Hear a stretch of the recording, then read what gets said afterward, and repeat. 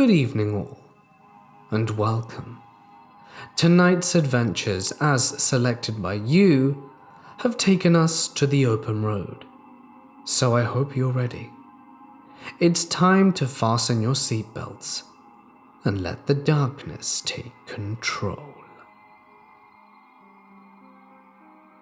Back in January 1995, while driving home on leave, I experienced something straight out of a movie. I was getting ready to be deployed to Gitmo for a joint task force mission, and needed my parents to take care of my 2 kittens I had adopted a few months earlier. The drive home usually takes around 6 to 7 hours, but I didn't mind the drive. Anyone who's ever driven through Texas knows that you can drive for quite a while and not see another car on the road. It's 9 p.m., and I'm 15 minutes outside of Seymour, Texas, heading towards Dallas. The 2 cats that, for the most part, had taken up residence on my back section by the rear window had been sleeping. It was here that things started to get strange. I noticed about 200 plus meters behind me another vehicle's headlights and thought nothing of it. A few moments later, the cats both started making this moaning noise over and over again. I figured they needed to go to the restroom, so I pulled over in the middle of nowhere with these 2 cats freezing because it's January and I'm waiting for them to do their business.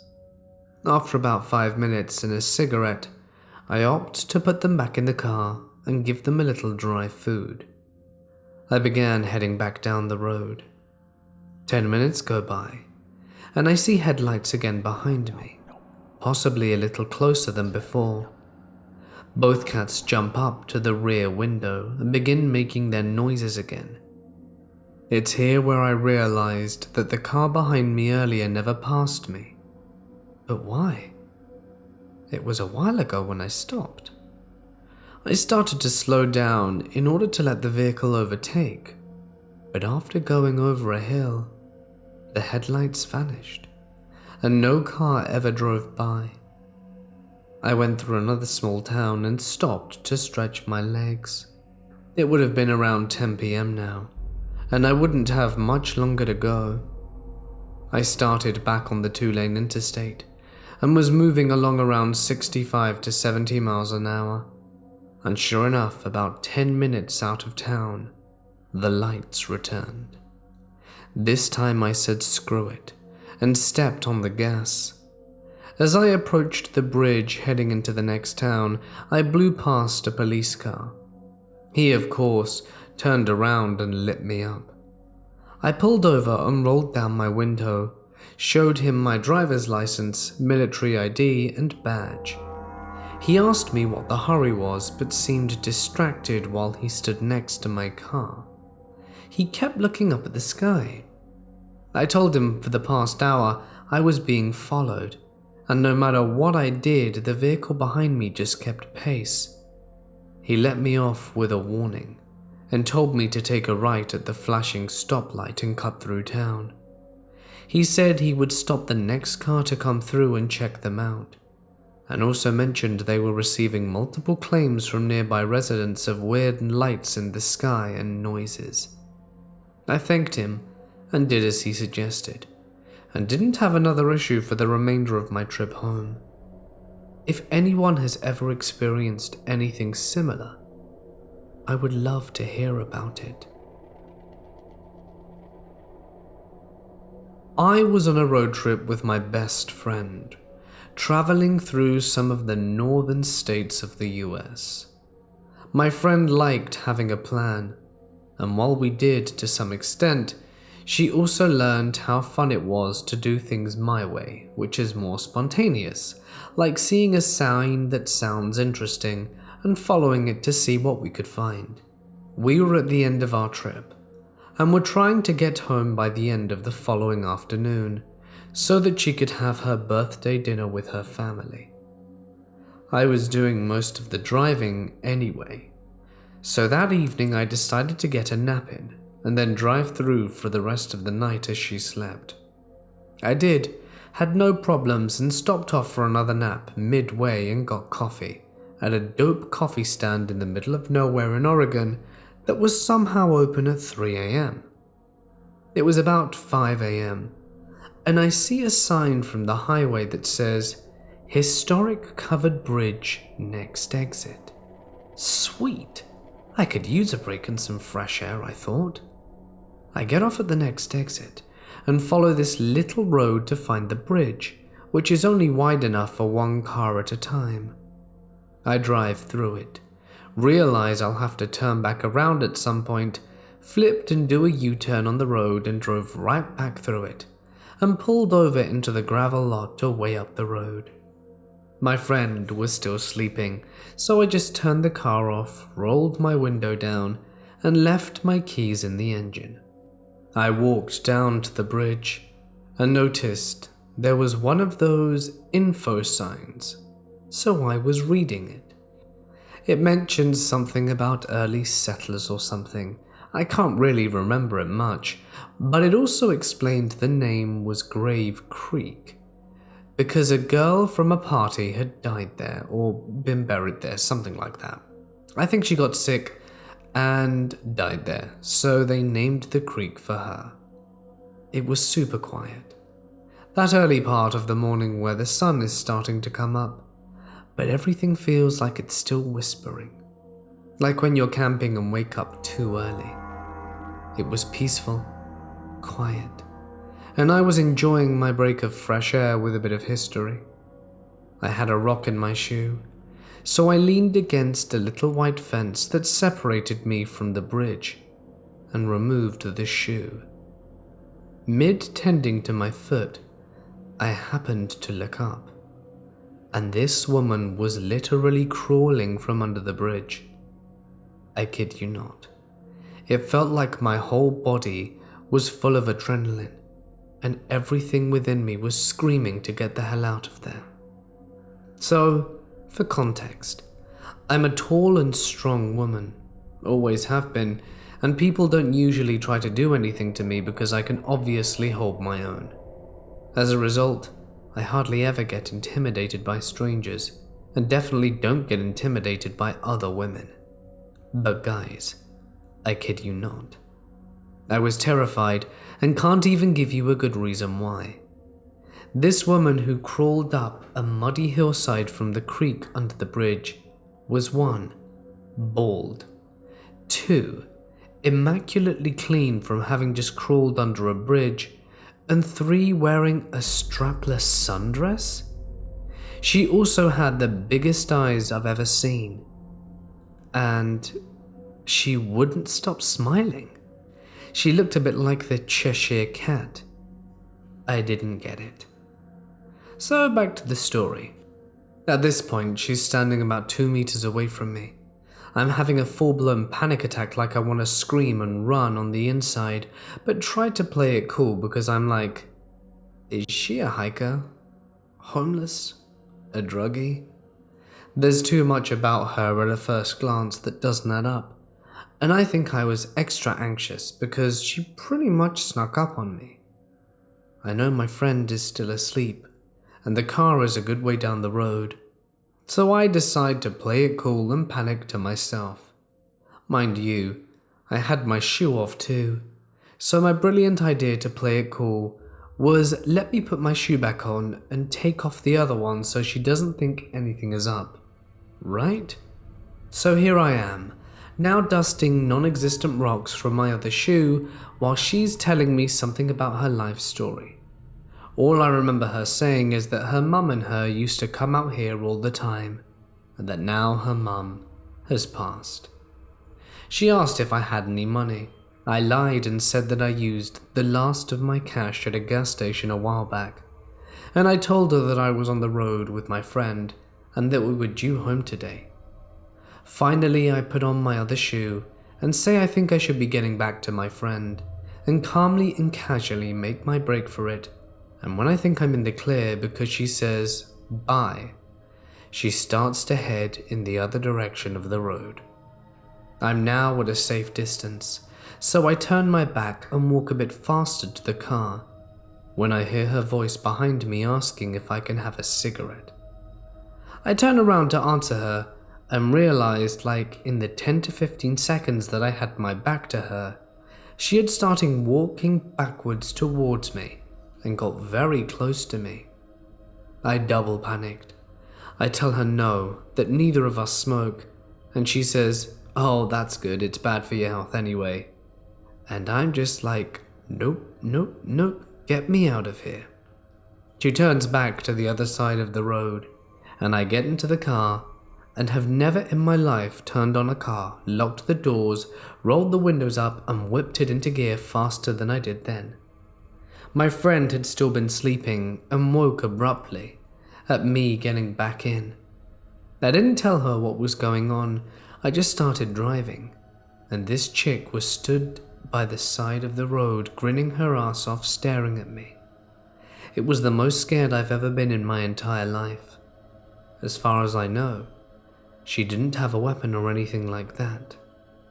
But everything about her was unnerving and wrong.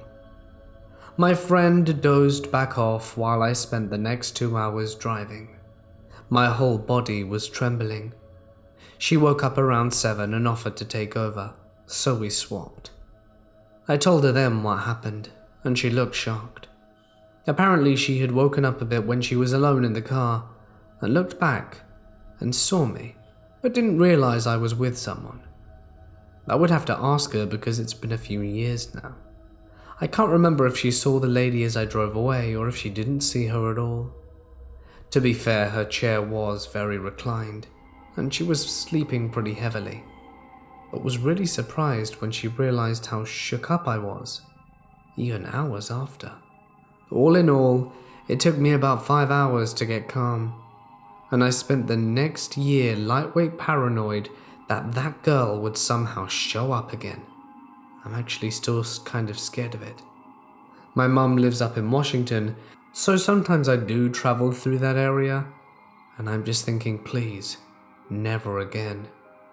Needless to say, I elect to not drive that much through Oregon, nor see its covered bridges with creepy-ass bald chicks in sundresses beneath them.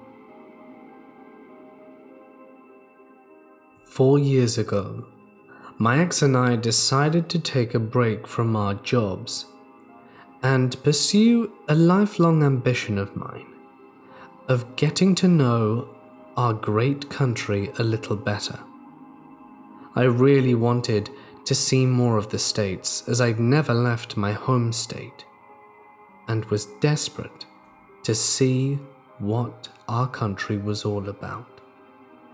Since I'd been a little girl, I'd put on a map everywhere I'd wanted to go, and with his help, devised a route that would take roughly 3.5 weeks and make it back, and see a great portion of our country. Anyway, we started the trip and everything was going great. It wasn't until about the 5th day in that our car suffered a puncture. So we did the thing where we undo all the bolts and replace the wheel. Unfortunately, it traveled a little further, and as it turns out, the damage that had been done to the underside of the car was far more extensive than just the wheel. So, at 4 a.m., in a state we didn't know, in the middle of nowhere, we had to call for help. The people at the call center let me know that help, due to our remoteness, would take a minimum of 2.5 hours, and told us that we had to get comfortable and to not wait up, and that it could be even longer still, depending on some other factors. They were going to tow us to a garage in a town about 2 hours away, and we would go from there. So, we waited, and we waited, and we waited. The cold night air was battering our face.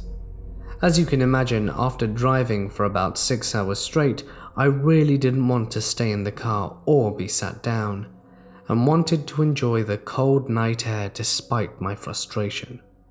My ex, on the other hand, chose to stay in the vehicle and have a little catnap. I was looking around. It's your standard bit of highway. I looked past the tree line and wanted to make sure there was nothing nearby, as I needed to pee. So I grabbed some tissues from the glove compartment and made my way into the woods.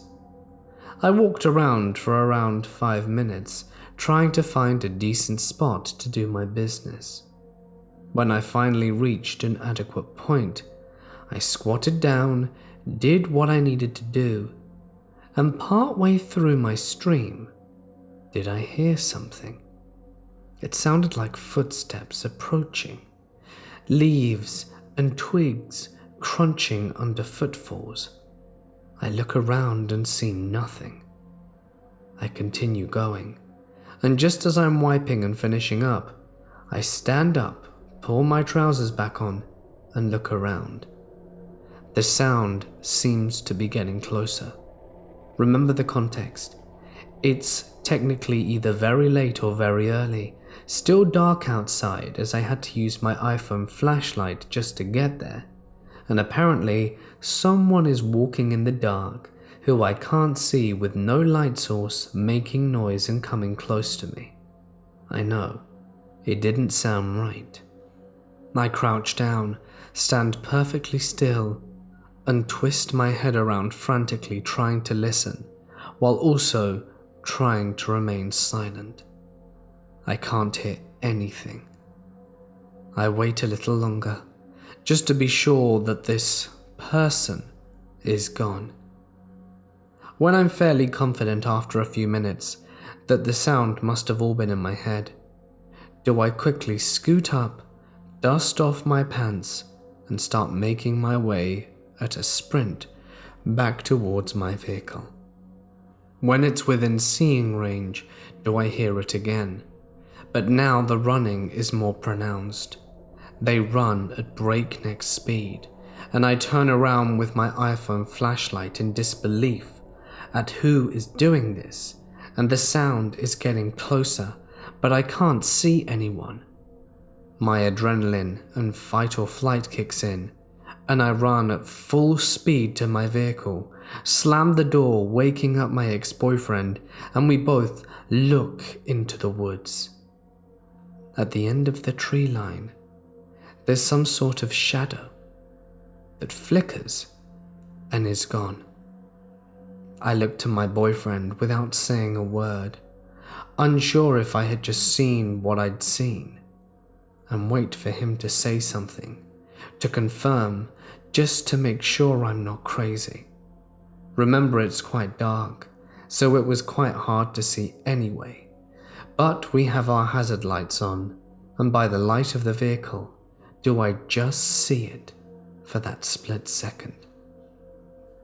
I say, Did you see something in the forest? He looks at me with wide eyes and says, You saw it too? I ask him what he means, and after a moment's hesitation he says, Like a shadow behind a tree, and then it was gone. I give him a slow nod, and we sit there in silence until the guy comes to tow our car. It was pretty disturbing.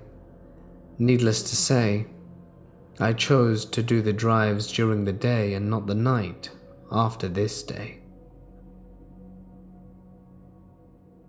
I live in Texas and decided to go to Colorado with my then fiance and his sister to visit his mother for a week.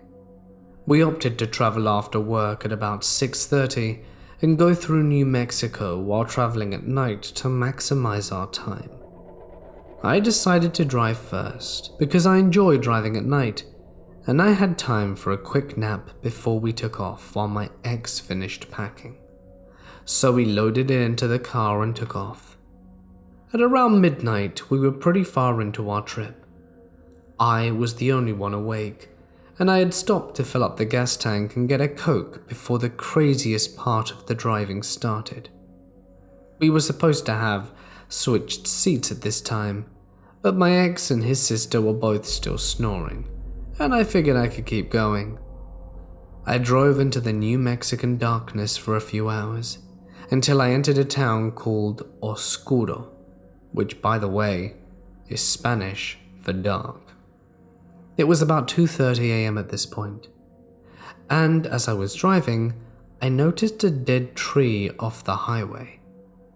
I was on a few miles ahead, and I made a joke about how dark Oscuro was to myself as I drove close to the tree. It was at this point I saw what looked like a woman's body in a tan slip dress hanging from it. I obviously freaked out, but swore to myself I was just tired and hallucinating, but the entire time I could see the body just hanging. Finally, as I was getting super close, I saw the arm of the woman outstretched and pointing at the road. Her hair was blowing in the wind, covering her face, and I was driving past her like speed would help me stop seeing her. I drove past the tree so quickly and refused to turn my head to see, but I looked in the rearview mirror, and her body had shifted to still be facing the car, and her arm was still pointing towards the road. I was rattled and drove away as fast as I could until I couldn't see her anymore, and stopped at the next gas station to calm myself down and finally to switch drivers. I was so scared that when I woke up my ex, he asked me why I was so pale, as I'm a fairly tan Hispanic person. We went in the gas station, used the restroom, and filled up again. My ex ended up saying he wasn't feeling well, and I offered to drive again, even though I was still very uncomfortable with the idea.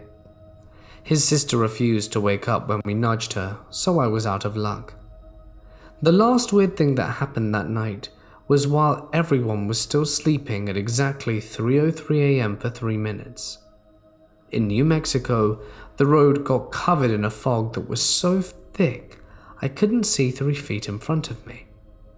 I was way too spooked not to wake up my passengers this time, but they ended up seeing it as well, and were very confused by how in the desert during a reasonably warm night, there's fog so thick you can't see a body of water nearby for 3 minutes, and it just completely vanished after that. Anyway, I got us to my ex's mum's house and refused to drive the way back, but once again was forced to once the week was up, and this time while passing the same tree there was nothing there. I have no idea how to explain it, and I wouldn't call myself a skeptic, but I also have never seen anything like this before.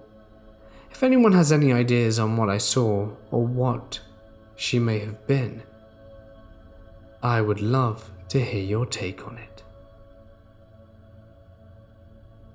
My band was on tour around 6 months ago when this happened. We were playing at a dive bar that wasn't in a great area of a major city, and in hindsight, should have been a lot smarter about our decisions that night. We had finished playing around midnight, and soon began unloading our gear from the venue to our minivan, which was parked about a half a block away on a street perpendicular to the venues. Said streets were completely empty at this point, which wasn't weird because it was so late. We all packed in the van and began to drive off, but quickly pulled over a block ahead of where we had parked to figure out where we should go in order to get gas for the trip ahead of us. Seconds after stopping, a small white car with 2 men in it pulled up next to us. I can't remember what type of car it was, as things became sort of a blur at this point. The man in the passenger seat of the white car began yelling at our drummer, who was driving, and I immediately knew something was very wrong, and yelled at our drummer from the middle seat to lock his door and get driving. He began to drive along the curb to get around the white car, but the white car moved with us, keeping us trapped at that side of the road. I looked at the man and saw him flashing a pistol at the window. My stomach turned. I had never experienced anything like this before. Luckily, our drummer and guitarist, who was sitting shotgun, were quick thinkers. Our drummer put the car in reverse and tore off, pulling around the back of the white car so it couldn't trap us, and we flew into the intersection with the main road. And as we turned ourselves to move forward on this road, I saw the white car turning around and coming to the still empty main road to follow us. We peeled through twists and turns at the direction of our guitarist, who was looking at a map on his phone. The white car still pursuing but losing ground. Finally, we reached a busier street that had some activity on it, and the white car was gone. We had all been sufficiently freaked out and decided to just get gas on the highway, rather than stay longer than necessary in the city. We spent the next hours going over what had happened and all the naive decisions we had made that left us vulnerable, as the situation left everyone spooked. I tried to bring a little comic relief to the situation by talking about how awesome it was that we won a car chase while driving a minivan full of dudes and gear. What was scariest to me was that I didn't know the intentions of the men in the white car. They were probably just out to rob us, but I'll never know if they were planning anything worse. I also can't imagine what would have happened if they'd have stolen anything from us, leaving us stranded in an unfamiliar city far from home in a shady area. About a week or so ago, I ran across an article online about someone being shot and killed in the same city, mentioning the intersection in which it took place. One of the streets was the street that the venue we had played at was on, and my morbid curiosity got the better of me, and I decided to look up the intersection on Google Maps. It was the exact same spot where we had first been approached by the white car. Most likely this was a coincidence, but it still gave me chills as I think back to what could have happened if we hadn't have escaped. This story was told to me by my family, by a cousin of mine when I was 11 years old. I'm 28 now, but the eeriness of this story still shocks me. In 2001, my 25-year-old cousin Eric was driving from Southern California to a small town in Oregon called Coos Bay to go visit his family. His family used to live in California, but after an unfortunate event of their apartment burning down, they chose to move to Oregon, where they had other family. They moved to seek new beginnings. He chose, however, to continue to reside in California, since he, by that time, had already settled down. He was in a serious relationship with his girlfriend and had 2 small daughters. In this road trip, it was him, his girlfriend Edis, his 2 daughters, and 2 other cousins, Marcelo and Cindy, who were in their early teens. They all packed for the long road trip ahead of them, the usual clothing, shoes, pajamas, as well as hygiene products. They made sure to leave in the early morning and to get a head start from the local traffic. They were all excited to get to Oregon to reunite with family and enjoy the fresh, foggy weather and green scenery. It takes roughly 18 hours from Southern California to get to Coos Bay, Oregon, without stopping except for gas, food, or bathroom breaks. So with so many people along for the ride, they had a few stops along the way, which also made time for some sightseeing in cities like San Francisco, Shasta Mountains, and Eureka.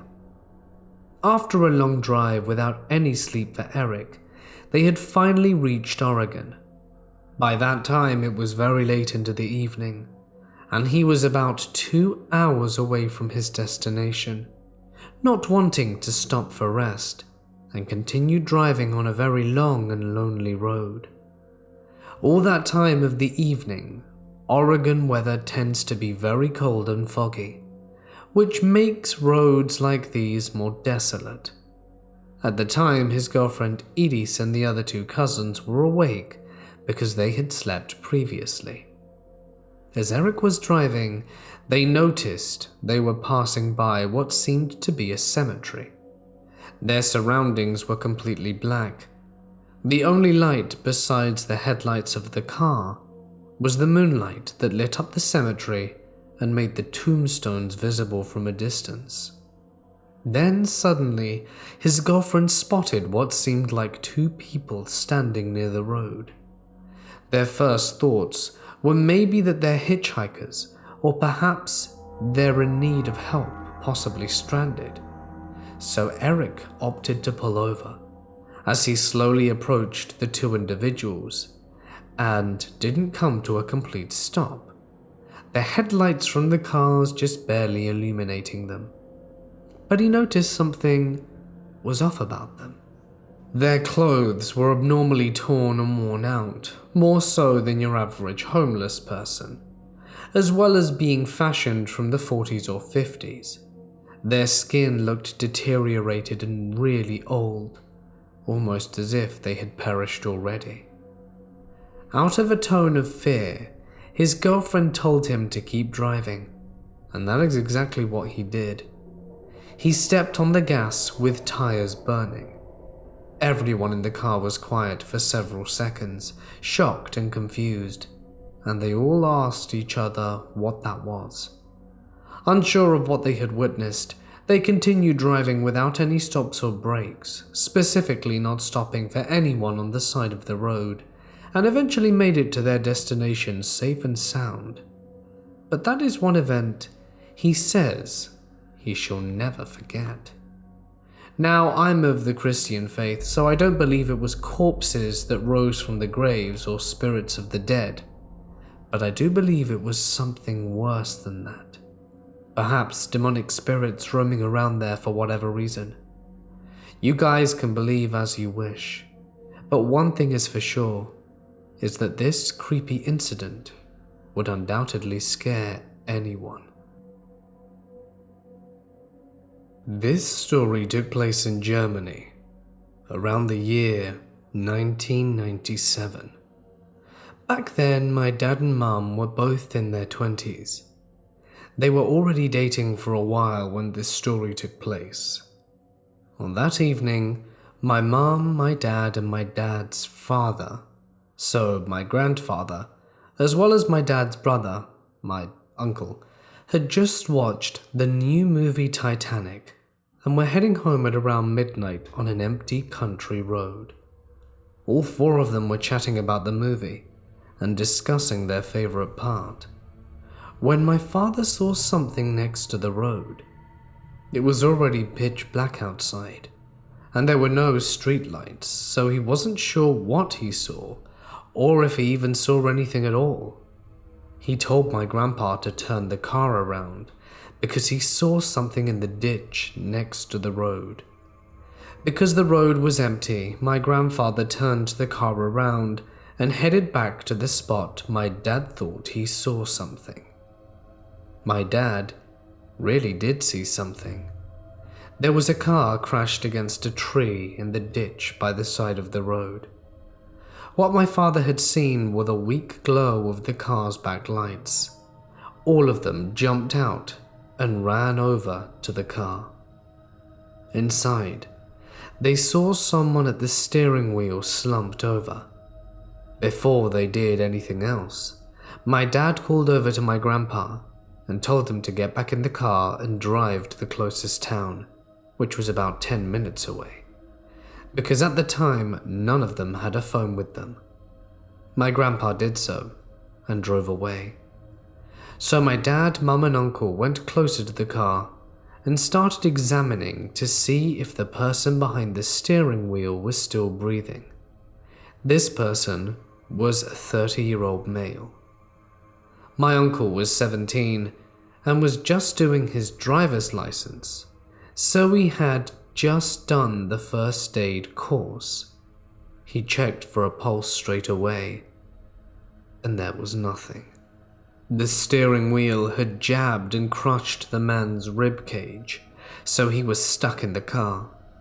There was no way to get him out. After my uncle informed my parents that the man was deceased, they went to the side door and looked to see if there was any information about who the man was. The thing that stuck out the most in the car was the creepy things. The radio was still on, and a quiet tune was still humming. The song was "The Long and Winding Roads," written by the Beatles. Up to this day, my mum can't listen to this song without thinking of that night. There was also a bag of bread in the car, which was now scattered around the front part of the car. On the man's lap was a milk carton busted open. The milk was still leaking onto his pants and car seat. My mum, dad, and uncle soon realized there was nothing more they could do. The man was already dead, and my grandpa was already getting help. So they sat there in the middle of the pitch black night, on the cold grass next to the car with the car radio still on. My parents said that the creepy thing was seeing how fast someone is ripped out their life. 1 minute the man is in his car, drinking milk, listening to music and eating bread. The next, his chest is being crushed by his steering wheel, and he perishes. Please, don't take your life for granted, and make sure the people you love know that you love them. Who knows? That could be the last time you ever see them. I have to start this off by saying that this was not easy for me to write down.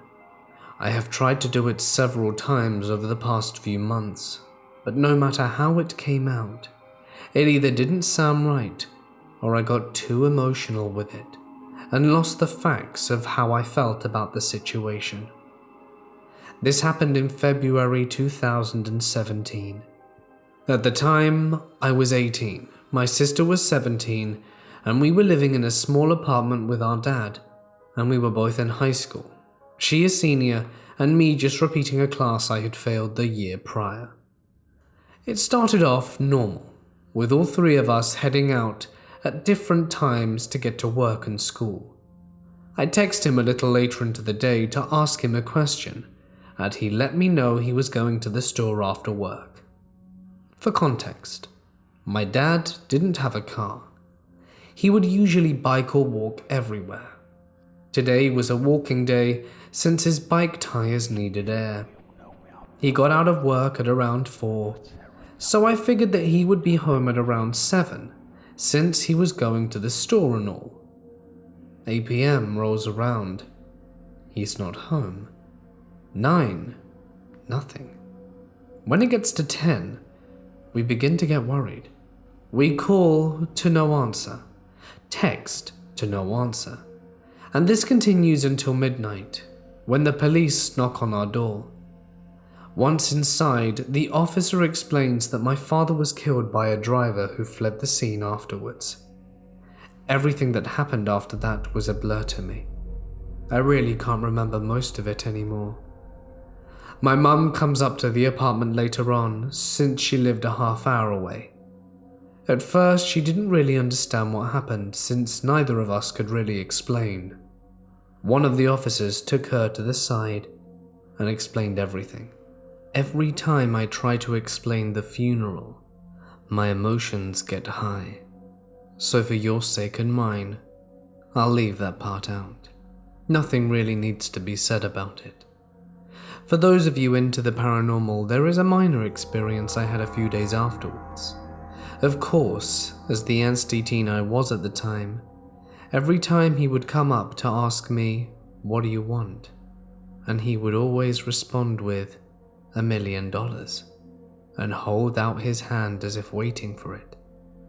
This was a reference to the song, "If I Had $1 Million," by the Bare Naked Ladies. It was playing on the radio during our estate sale. If any of you were wondering if they found the man who murdered my father, he was not under the influence of drugs, alcohol, and he didn't even go to prison. All he had was community service time. There's a reason I can't stand the American justice system. This isn't the first time they've let a murderer go free, and I'm sure it won't be the last either. If you have any questions, I'll be lurking around trying to answer them. Thanks for listening. I really just needed to get this out there. I was getting ready to turn left onto the on-ramp for a highway around midnight one night, when I watched someone on the off-ramp blow a red light in front of me and T-bone the person who I was waiting on. They were going the opposite direction as me, and I was waiting for them to clear the intersection before turning. And the guy on the off-ramp absolutely creamed this sedan with their truck. The person in the sedan had their head exploded. Literally. It was splattered across the shattered remains of the windshield, and you could see what was left of them through the empty window. It was really bad. I floored it and left the intersection. It was horrifying, and I was probably 5 miles away before I pulled over and what happened sank in. I probably spent a few hours that night just sitting there in my truck shaking. It still settles me when I think about it. Coincidentally enough, I watched the episode of Game of Thrones with Tyrion's trial by combat only 3 days after this happened. I had to then explain to my girlfriend why I suddenly froze and started shaking again. Now looking back, I rate the realism of that scene as 3 out of 10, having seen the real deal. I was once in a car accident in which I was T-boned by a girl not much older than I am on my passenger side after she ran a stop sign when I was 18. For the record, it was very dark and the sign was hidden around a bend with trees in the way. Immediately after the collision, I got out of my car and it felt like I was being taken over by a higher power. The front of her car was completely totaled, and I approached her driver's side door and asked if she was okay, but she was completely unresponsive. Without hesitation, I told the guy at the stop sign behind me to call 911. I pulled her out of the car and immediately began chest compressions. To make things even more strange, I said, "Come on, Aaliyah, stay with us, come on, Aaliyah," with every compression before the emergency services arrived and took over. Now, never in my life had I met this woman. Never have I believed in the paranormal. Until we went to the hospital and the doctor came out smiling and thanked me for my efforts. They then said, "Aaliyah would like to thank you too," and guided me to her room. It has forever lived with me, and we actually became friends who go to the same university.